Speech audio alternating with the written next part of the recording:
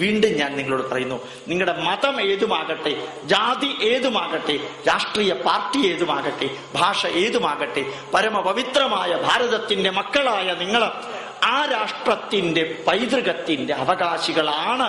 നിങ്ങൾ അല്ലെന്ന് പറഞ്ഞാലുമാണ്. കാരണം എന്റെ അമ്മയോടുള്ള ദേഷ്യം കൊണ്ട് ഞാൻ പറയുന്നു, ഇത് എന്റെ അമ്മയല്ല, എന്റെ അമ്മയല്ലാതെ ആവില്ല. അതുപോലെ ഈ ഭാരതമാതാവിന്റെ മക്കളായി ജനിക്കാൻ, ഭാരതത്തിന്റെ പൈതൃകം സ്വന്തമാക്കാൻ സാധിക്കുമ്പോഴാണ് ആത്മാഭിമാനമുണ്ടാവുക.